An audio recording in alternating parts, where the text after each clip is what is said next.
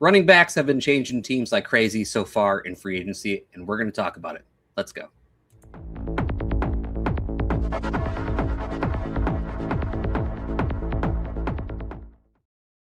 It's the First Class Fantasy Show. He's Pete. I'm Wyatt. Tonight, we're talking about free agency running backs. Pete, how are you? I'm doing good. We've heard a lot of people's takes. We've put out our own takes on some of these landing spots. I'm excited to talk about it here with you today after thinking a little bit more on it after the reactionary takes on Twitter when they immediately came out. Yeah, let's give the people what they want. We're going to get right into these players. The first one is Kenneth Walker, 3 years, $45 million from the Chiefs. 2025 season, not the best. 11.3 PPR points per game for the entire season as he was split in time with Zach Charbonnet. But the playoffs come around. Zach Charbonnet tears his ACL. Kenneth Walker gets to show off. He scores 24.9 PPR points per game in the playoffs. His season, spoke to who he is as a player. He's 24th in true yards per carry, which is a good metric for measuring how consistent a running back is down to down. We know that Kenneth Walker can have some of those negative plays, but we also know that he can bust off those really explosive plays like few others can. And going towards that, he was 4th in explosive play rating, a nice little metric we have here on Player Profiler to show his big play ability. This is obviously an exciting landing spot for Kenneth Walker, but the question is, Pete, how excited are you? Yeah, I definitely love the landing spot. I don't know if there was a better landing spot for Kenneth Walker. I would say I'm selling a little bit of the hype. I'm worried that it's reaching levels that I'm not going to be comfortable with when it gets to, redraft season. And even in Dynasty now, if you're looking to purchase him, you're probably overpaying pretty drastically. I've heard people, even on my show yesterday, talking to Chris Dell, he said he's got Kenneth Walker in his top 10 for Dynasty. I'm not there yet.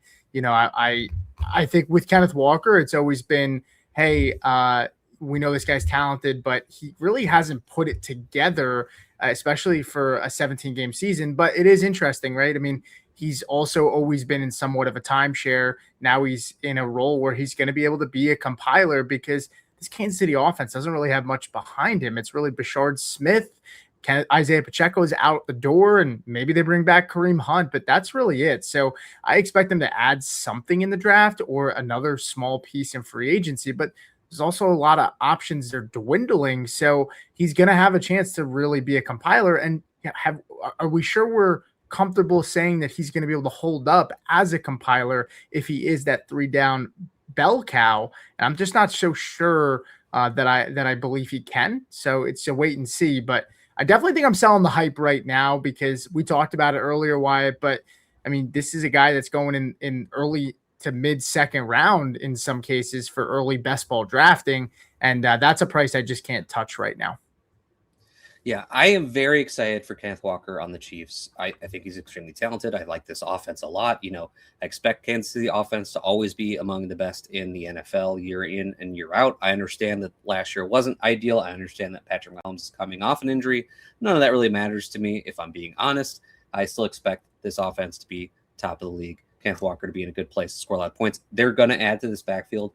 Kareem Hunt is slightly worrying because he's so good in short yardage. Maybe he actually steals so much touchdown equity from Kenneth Walker, which would be unfortunate. But the price is very aggressive in best ball, and which is the best analog we have for redraft, and it's its own price. It is very aggressive. I'm going to want to have some exposure to him in best ball formats, just because anytime a player has a realistic shot of being number one at their position, or at least top 3, that's a player I'm going to want to have exposure to regardless of price to some extent.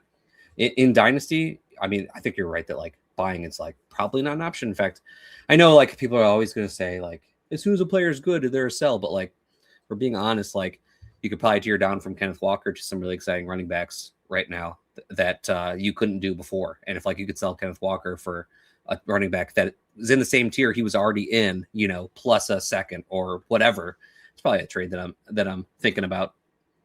Yeah, and I'll push back on you a little bit, and it's so early, right? So it's hard to say. So much is going to change. Running back rooms are going to change after the draft. There's still free agency, but I don't see top 3 in his range of outcomes. I know Kansas City, like we talked about earlier before the show, like Kansas City, they do get to the red zone a lot. So that's exciting for Kenneth Walker. But yeah, I just think they bring in competition, and I just don't see that outcome for him just because, look, I'm willing to bet on the history we've seen with him, which is a guy that hasn't been able to stay healthy. And, I know they gave him a lot of money, so they're gonna work this guy. They're gonna get their investment, or at least try to get their investment back. And I just don't see that happening. The other thing I would say, the positive side of the coin is Eric Bieniemy's back. And this is a team that their run game was a disaster last year. I expect them to get under center more, right, which should help, especially with Mahomes' injury. I don't think he'll be in shotgun as much, so that should help. But I think I'm happy about the landing spot, but everybody has a price, and you got to know when to fold them. And at that price of a mid-second and a top 10 dynasty RB, it's just a price that I'm just not willing to spend. Yeah, I mean, top 3, it's going to take an outlier touchdown season or him getting used more in the passing game like he hasn't really before, which I would say is possible. It is based on the depth chart, but not likely. So like when I say he has a realistic shot of finishing top 3, to me, that means like a 10% chance, like somewhere in there. Like it's extremely likely, of course. Yeah. But like, just so people realize, like when I say that, I don't mean like, I think it's likely. It is a low percent chance outcome, but like there are many running backs. In fact, most running backs, you would say they have like a 1% chance. At least, yeah. Let me ask you one thing before we move on. Derrick Henry or Kenneth Walker, who would you, if you had $100 to bet on today, who would you bet if you can only bet one guy can finish top 3, who would you bet on? Kenneth Walker. Really? Okay. All right. I that's fine. I mean, I just think at least you're sticking. I don't feel comfortable saying it. I want you to know that it is a good question. Yeah, you're sticking to your guns there. I just think like guys that have the body of work that have shown it, that they can, like a Saquon Barkley, right, who's kind of near him. I would probably rather take even Saquon. I don't even want to say that because I don't love his price and history. So it's an interesting thought process or thought. Experiment, sure. Yeah. Whatever. Yeah. All right. Let's get to our second running back of the day. That is Travis Etienne. 4 years, $52 million with the Saints. Now, the money per year, I think, is fine for Travis Etienne. I wasn't expecting it on a 4-year contract, though. I thought that was pretty interesting. But, a good season for Travis Etienne in 2025, 14.9 PPR points per game. It's one of those seasons where on the surface, it actually looks really good. In fact, I think even to the eye watching him play, I thought he was looking really good. But then you get under the hood and some of it's not as good as it seemed. He was only 44th in true yards per carry, 17th in explosive play rating. I would say that like once you get under the hood, it's good, not great, which is probably true of Travis Etienne in general at his time in the NFL. He's explosive. He's a good straight line runner. He needs a little bit of room to get going, though. It's kind of why he's actually gets taken out of some short yard situations. In fact, Bachel Tutin started doing that for him last year for the Jaguars. But he is a very talented running back, can make explosive plays happen. When he gets the volume, he can do a lot with it. It's just like, to me, you compare like Kenneth Walker to Travis Etienne. One of them is, I think, obviously a better runner and better in space, and that's Kenneth Walker. But no shade to Travis Etienne. Travis Etienne is still, I would say top 15 running back in the NFL, but I say all that to say, like, I do think that a lot of his fantasy value last year and in the past has come from a little bit of compiling, like you've said with Kenneth Walker, possibly for the Chiefs. But I think that's what he's going to do with the Saints. That's like, this is where I'm getting to, is that you get to the Saints depth chart and it's like Alvin Kamara, who's been borderline on retiring. He said that if he's not playing with the Saints, he's retiring. We don't know what's going to happen there, but he's obviously at the end of his career. So I think you look at the Saints roster and like Travis Etienne looks like, I mean, he could be getting a lot of opportunity. I mean, we could be looking at 300 plus opportunities pretty easily for the Saints in 2026. So how are you feeling about him? I kind of like the landing spot. I think fringe RB1 is in his range of outcomes for sure. I think like at the peak, you're looking at like RB7, RB8. I do think the touchdown equity goes down a little bit. for him. I mean, obviously this guy had 13 touchdowns. I don't expect him to repeat that, though. Did have 12 in 2023, and that was under a completely different coaching staff. So he's shown that he's been able to do it with two different schemes in the NFL. But when I look at this offense, I think Alvin Kamara is definitely on his way out unless he's willing to really, really reduce his salary. And so that paves the way for it to be Kendra Miller, who's coming off of a pretty bad injury. Devin Neal, who I happen to like, who I think Devin Neal could still actually kind of be somewhat of a factor in like the passing game. And then Audric Estime. Maybe they probably sign someone else. If Kamara's gone, maybe just get a little bit more veteran depth. But that's the room, and there's not much there. And I think the Saints defense honestly has gotten worse. They lose Cameron Jordan. They lose DeMario Davis. So they're going to be playing from behind. And so they're going to have to play catch up, which means I think there'll be opportunities to catch football. And, Alvin Kamara, before he got injured in 11 games, he had 39 targets. Devin Neal, when he was out there as the quote unquote starter or whatever you want to call that, he had 17 receptions and he ended up getting a total of 19 targets.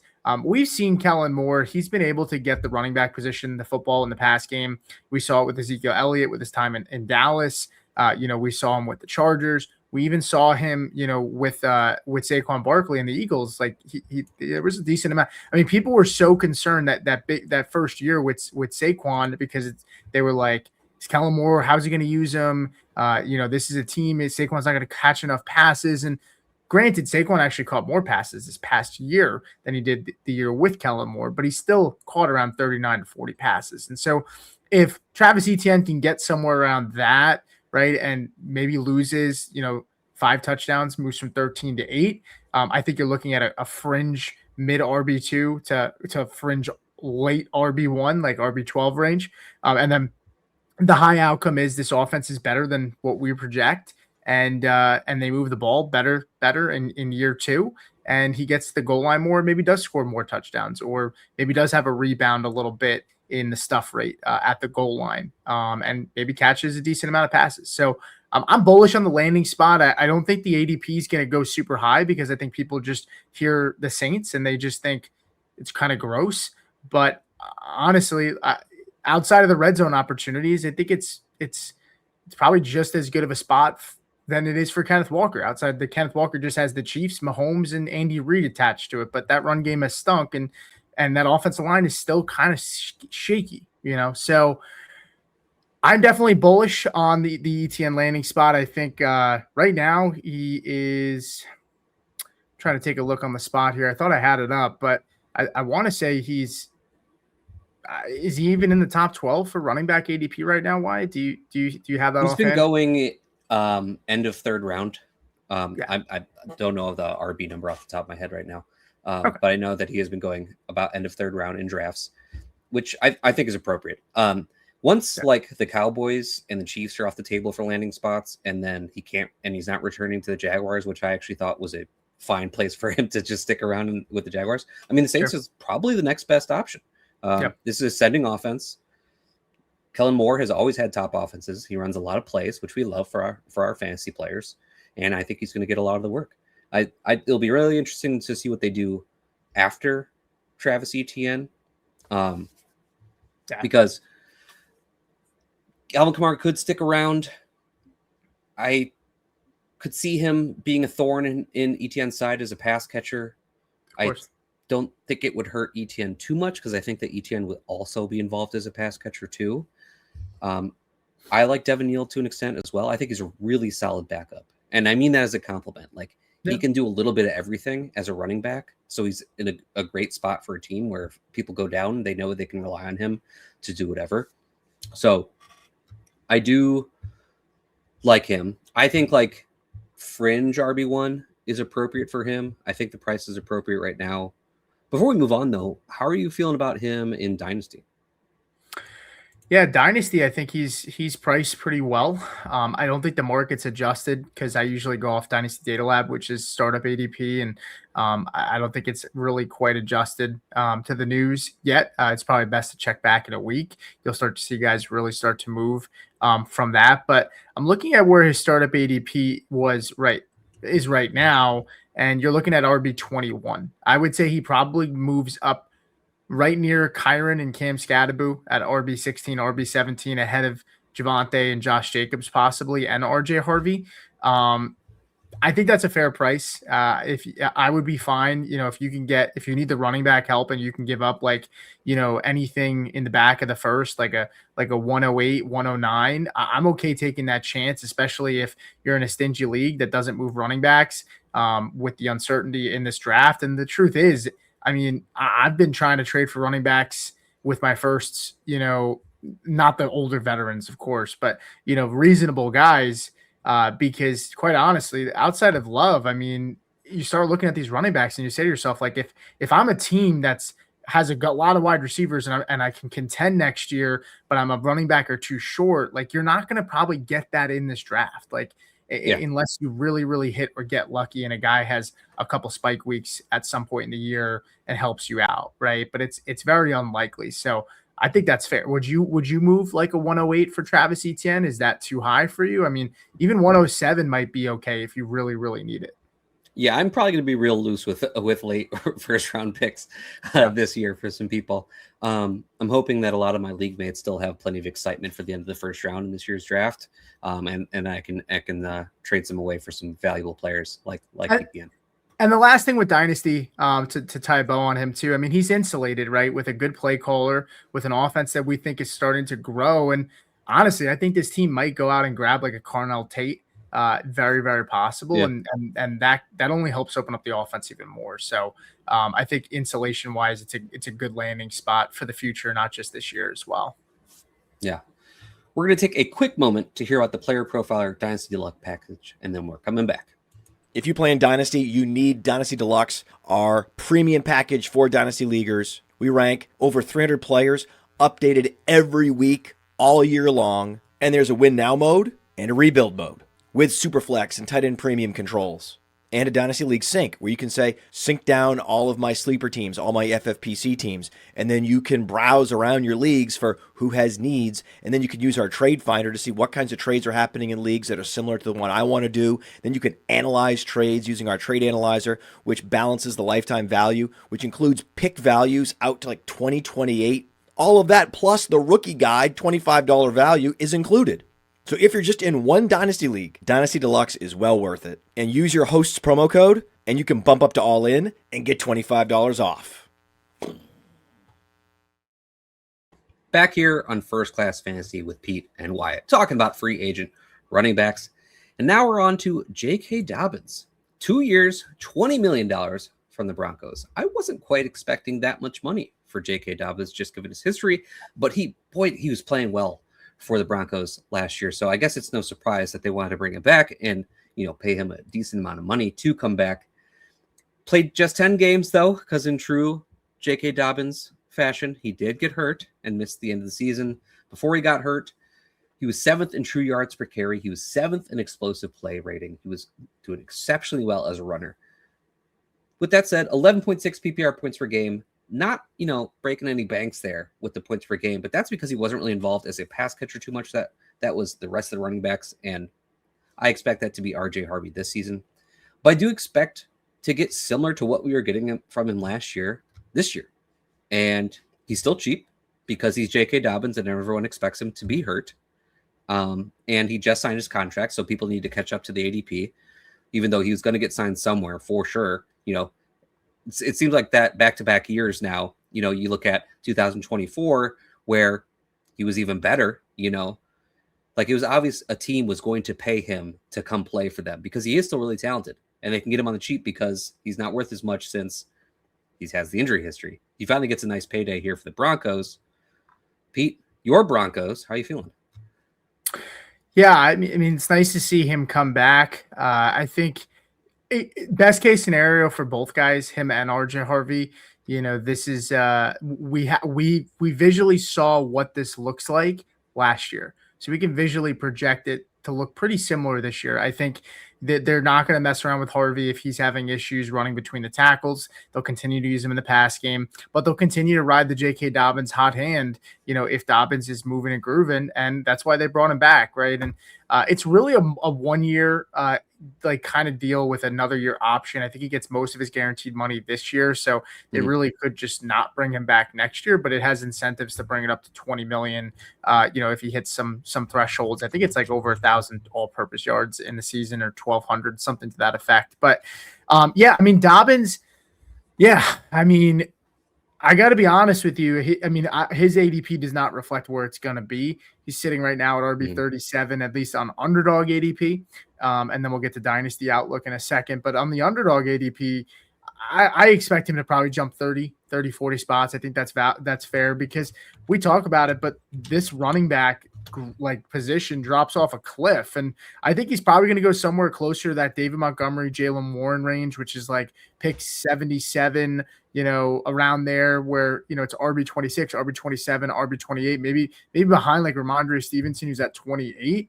And so maybe he'll slot in around 29 ahead of like Chuba Hubbard, but that's what I would say is pretty fair value for him. So if you're getting him any price lower in like early drafting for best ball, I think it's good. For Dynasty, look, I'd be really careful because this is a guy that has shown us time and time again he can't stay healthy. So I'm not really giving him much of a bump in Dynasty. I think if you really need a veteran, you could maybe go take a chance on him for like a mid-second round pick. Or you can go take a chance on like an Allgeier or a Rico, right, who are a little bit younger. But the problem is their ceilings are probably not as high as Dobbins, but they'll probably stay on the field and don't have those durability, and you'll probably get more years out of them. Just a matter of their peaks. Will they be as high? And so what do you value more? Are you valuing in Dynasty? Do you value a depth piece, or are you valuing a guy that you say, damn, I can't get anybody right now. Like, I need like a fringe RB2 and maybe I take a chance on Dobbins hoping he's healthy, but I don't give him too much of a bump in Dynasty if I'm being completely honest with you. Yeah, I think that we're going to get a lot of the same from last year between Dobbins and RJ Harvey. I think basically the only thing that's going to change is we're not going to get as much of the Jaleel McLaughlin and such opportunities. Yeah. I think this is going to be a Dobbins and RJ Harvey backfield, and we know that Dobbins will be the lead rusher.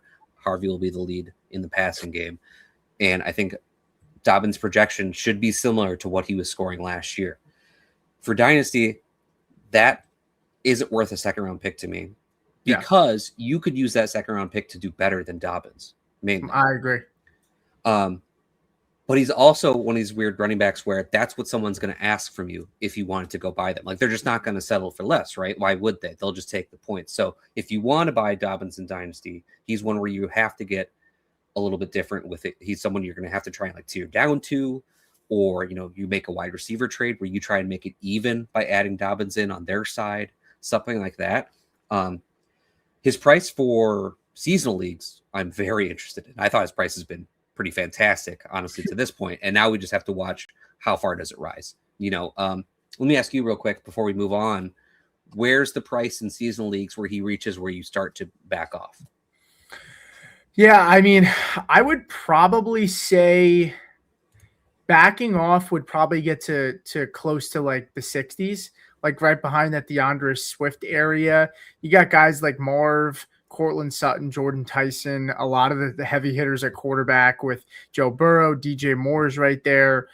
So I would say 60 to 70 is probably, I know that's a 10 spot difference. So I know that's kind of hard, but I'd say that's probably fair because you're getting guys that I think Tyler Warren's at 71. Like, he could finish top 5 at his position and score more points on average than Dobbins. So I just think you have higher upside than Dobbins, where Dobbins just going to give you a guy where it's just like, what you're getting on a week in, week out basis. You're going to get probably at least 10 points. You're going to get 80 yards. You hope he catches about 2 passes and you're praying for a touchdown. That's probably what you're getting with him.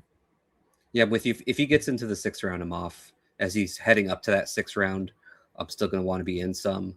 Yeah. And we'll see as ADP changes and the players he's going up against in the ADP if we feel differently. All right. The next player we're getting to, the second Kenneth of the day, Kenneth Gainwell. 2-year, $14 million contract with the Buccaneers. I would say deserved after the year he had for Pittsburgh last year, but a contract that probably no one really saw coming. But boy, did he play well for the Pittsburgh Steelers. I think the best year of his career easily, not just like because he was the best in fantasy. I think like just his actual play was the best it's ever been last year. He scored 13 PPR points per game, which is, just wild, honestly, that was happening in 2025. 23rd in true yards per carry, 7th in yards per route run. He was an excellent receiver for the Steelers. He was their wide receiver too, really, the back half of the season, I would say. He gained Aaron Rodgers' trust and was really doing a lot with it. Signs this nice contract with the Buccaneers. Buccaneers let Rachaad White walk and then signed him, which kind of shows me that they expect more out of Kenneth Gainwell than they were expecting out of Rachaad White on their team. So, the conversation is, Pete, how are you feeling about Kenneth Gainwell and how are you feeling about Bucky Irving? Yeah, there is a lot of fear mongering out there about Bucky Irving. I will say that. I know people feel like the sky is falling. Look, Bucky's done some good things without being like this reception monster. So I'm not overly concerned about Bucky. I'm excited for Gainwell. We do have to keep in mind that they did just change coordinators again, right? It was Gizzard, who now goes to the Eagles. Before that, it was Cohen. Before that, it was Canales. And we've seen a trend where it's a lot of promoting from within, and then, they continue to kind of keep the same system. I'd be curious to see if they make tweaks here, because obviously no Mike Evans. They lose their play caller, and they haven't had that much success, over the last 2 years. A lot of that's been derailed due to injury, but I think this is a great spot for Kenneth Gainwell. Honestly, I think it's a perfect complementary spot, for him to take. I mean, he is a decent size. I mean, he's 5'8", 201, but he plays bigger than that, in my opinion. So he could get some of that goal line work that we saw for Rachaad White. Now, we do have to keep in mind that Sean Tucker is back, so that also will be a factor as well. But I like Sean Tucker. I don't think that this team is that high on him because they almost let him walk, right? And so I'm not overly concerned that he's going to be an everyday factor. I think he's a good special teams player, but I don't think he's going to be a guy that's going to take too much away. And I think it's going to mainly be Gainwell, and it's going to be Bucky. And then, Tucker will be in on the special teams, maybe some goal line packages. And then he'll be a flyer, if one of these guys gets hurt. But I think it's a good spot for Gainwell. I'm definitely interested in drafting him this year. Yeah, I like Kenneth Gainwell. I like his price currently, and even with what I expected to, because it probably will rise a little bit after this, in my opinion. I expect him to, opportunity-wise, get a little bit more than what Rachaad White was getting for this team. It makes sense.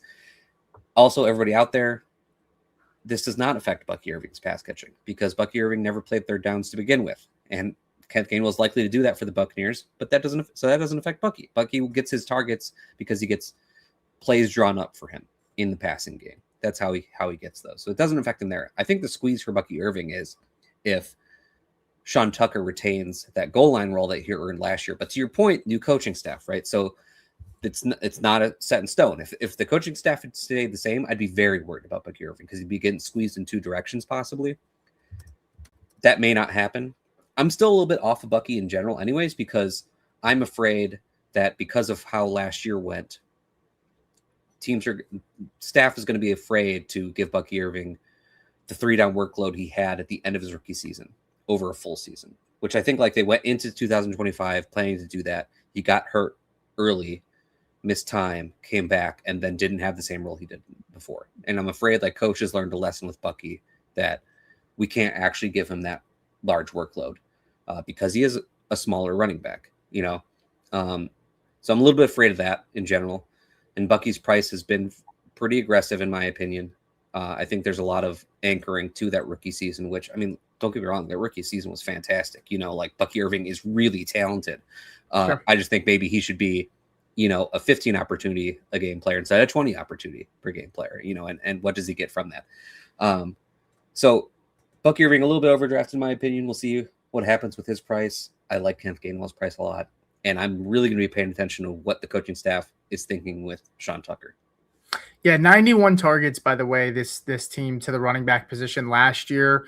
So the one nice thing we know about Gainwell, too, is he stepped in when to be like a workhorse too a couple of times. So we Yeah. know if Bucky does go down, like I know everyone will assume it's going to be Sean Tucker, but they paid Gainwell. They like Gainwell. They've seen that Gainwell can handle that for a couple of games. So I think from a dynasty perspective, when we talk about J.K. Dobbins and we talk about his price, like I would be more it would be more appetizing to me to go take a chance on a Bucky Irving. I'm sorry, a Kenneth Gainwell, just because it's probably going to cost less. And I think you could get pretty similar production on a week in, week out basis than you will with J.K. Dobbins.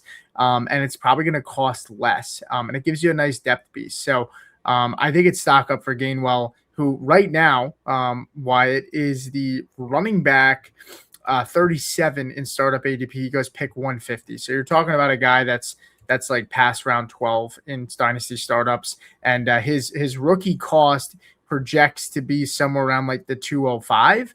I think it's a little high. I think the market's a little high. I think you can probably get him for a little cheaper elsewhere, but you never know what people are thinking until you send an offer. So everything I said about buying J.K. Dobbins in Dynasty will apply to Kenneth Gainwell, where like I don't want to actually pay that price, like the flat raw pick price. Yeah. And you have to get a little weird with it. All right. Our next running back is Tyler Allgeier, 2 years, $12.25 million from the Cardinals. I expect him to get more money. Truly, I think like a lot of people did. I think most people thought going into free agency was like after that, like the top tier of running backs, that this was the next guy up. But that's not really how it played out. Been a backup for Bijan Robinson over the last 3 years, but as a rookie, he was good. Ran over for 1,000 yards. There's conversations of like, why spend on a running back when you have Tyler Allgeier? But that's another lesson that we learned all the time with all these day 3 running backs. That doesn't really matter. Teams don't feel attached to day 3 running backs for whatever reason, unless you're Sean McVay, I guess. But so Tyler Allgeier moves on to the Cardinals, presumably to be their starter. I'm not sure it's exactly that simple. I do think he will be, but James Conner's still on the team. He took a pay cut to stay. The fact that he took a pay cut to stay is what makes me think Tyler Allgeier will start over him, because James Conner's been, whenever healthy, has been fantastic for the Cardinals. He's been very good.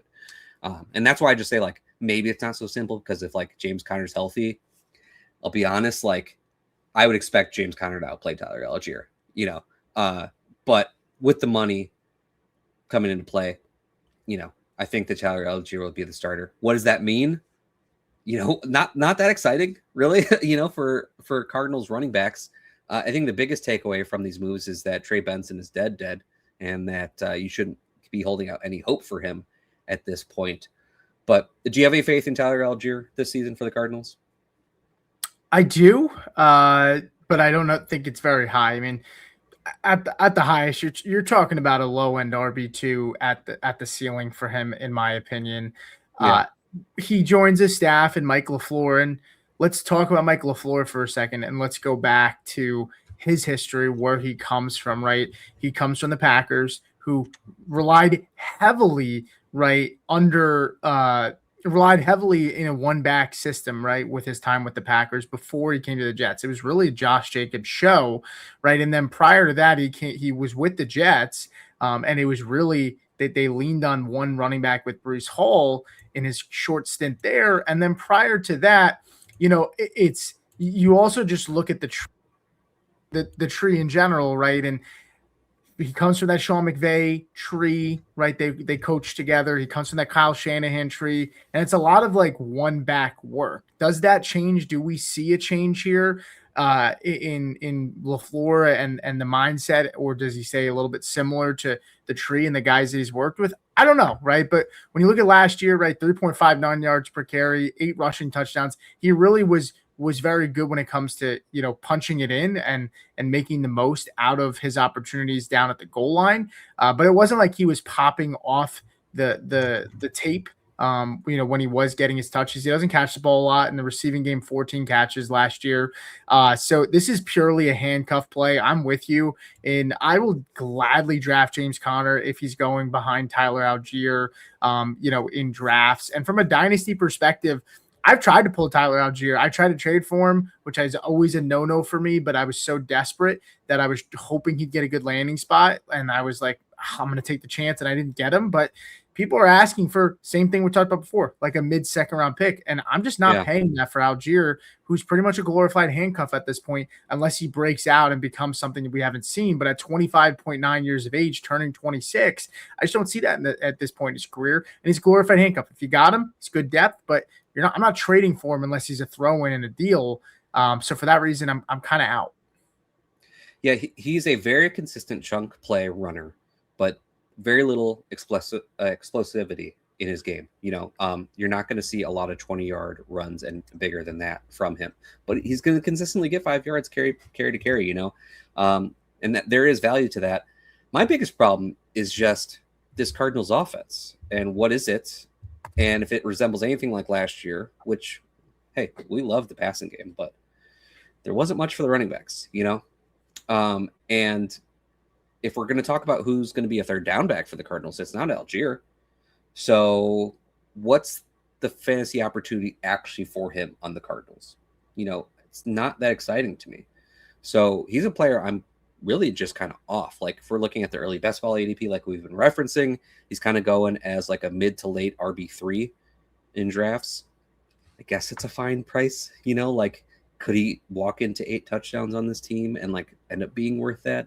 Sure, but that's not something I want to bet on. And as you said in Dynasty, like this price that we've been talking about, I definitely don't want to pay that for Allgeier. If I wasn't going to do it for Gainwell or Dobbins, I'm definitely not doing it for Allgeier. So I'm hands off in Dynasty. Yeah, and we obviously can't go back based off last year. It's a different team in that when we're talking philosophy, I gotta imagine that they change it, right? I mean, they threw third most in the NFL to the running back position 124 times. That's just because they were playing catch up, right? They didn't even have good running backs at that point in the time. So I obviously don't see that staying the same, but you've pretty much echoed my thoughts on it. I don't think we need to really kind of go into it anymore. Yeah. Last running back of the day, Rico Dowdle. 2-year, $12.25 million contract with the Steelers. 12.7 PPR points per game in 2025. Started the season as Chuba Hubbard's backup. Chuba Hubbard gets injured. Rico Dowdle gets in and explodes and was looking like he was going to be this absolute league winner for the season. And in some ways he was because of the price you paid to get him and being able to find a consistent player for your fantasy teams. He did taper off, though, after those really big games to start out when he started playing, but still, finished well, ran for over 1,000 yards. He has back-to-back seasons of at least 1,300 total yards, which is like, that seems like a trivia question to me. Like what I gotta look up after this show, how many players are there with back-to-back 13-yard total yards seasons? But anyways, 25th in true yards per carry, 19th in explosive play rating. I would say as a running back, he is similar to Tyler Allgeier in that they are consistent chunk runners and the big plays come a little bit fewer and far in between than everyone else. And he's not the best wide receiver or best receiver, but I would say he's slightly better than Allgeier in all those things in the NFL. So I like Allgeier or like Rico Dowdle a good bit more than Allgeier as a player.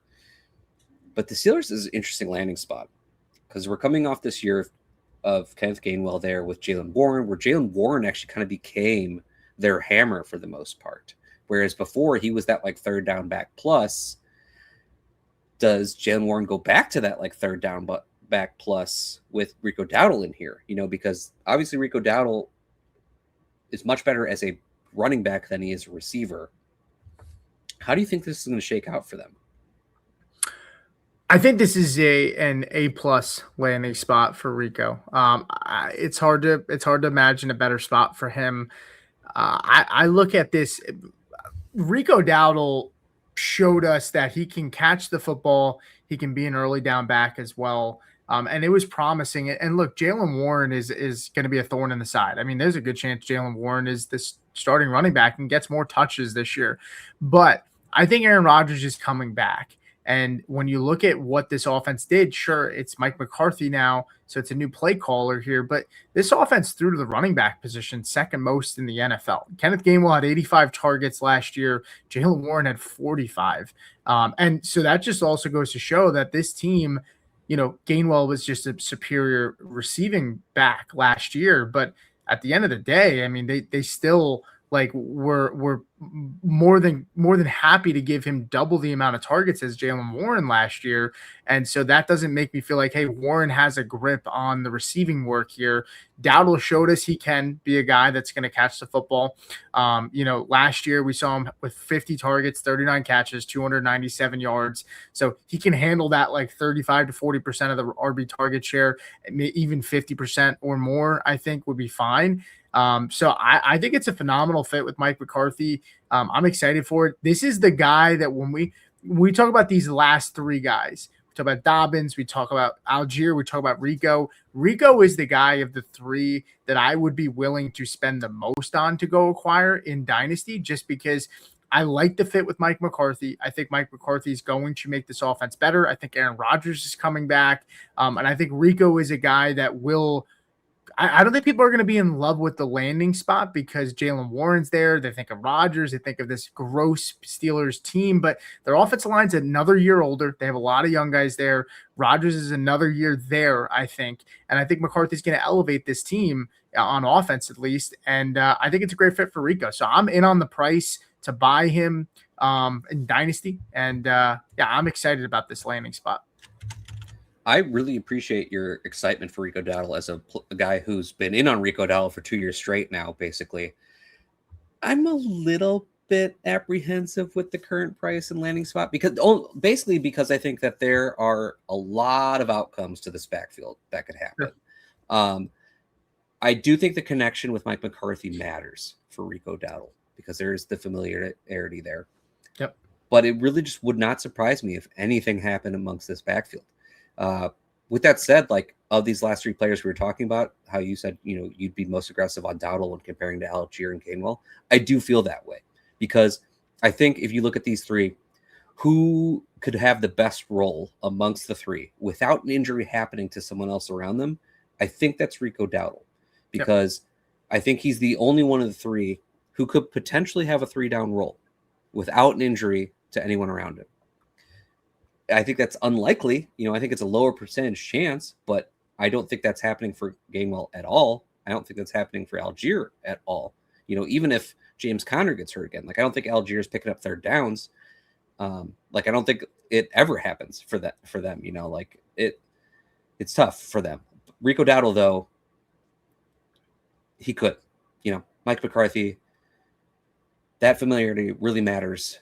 I really like Jaylen Warren too, though. So it's why I'm being that little bit apprehensive because I think at least Jaylen Warren has the third down role between the two. And it's just kind of what happens after that and how much of the rest of the role Rico Dowdle takes from Warren. Yeah, I think that's fair. I still like Jaylen Warren too, so I don't want to make it seem like he's dead. I just think the two guys can eat in this offense. And sure. At the price that we're paying, I think we'll probably get likely 2 low-end RB2s out of both of them. And at their current price, Dowdle's now going behind him. Dowdle's at like RB he's at pick 97, 96, RB 33. I think that's fair. I don't think his price shoots up that high.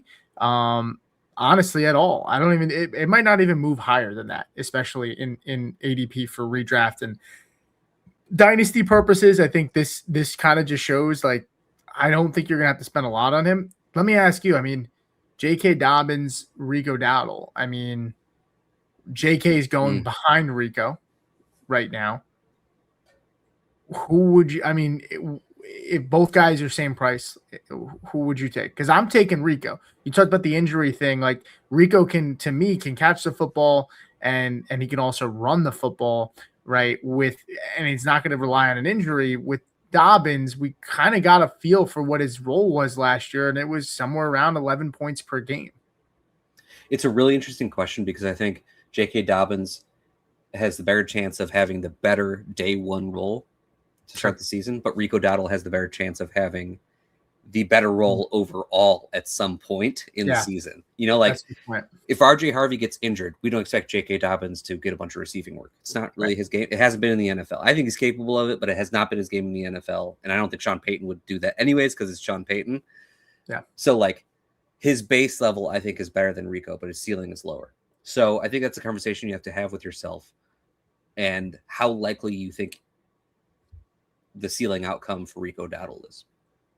I think it's a good point. I mean, I definitely think Dobbins will start with a stronger role. I think that's a smart way to put it. And it's like, do you value that early season success more? And I also think it matters for upside too. Like, are you looking for a guy that's going to be stable, or are you looking for a guy that has upside? There's a world where Rico is a nothing for the first month.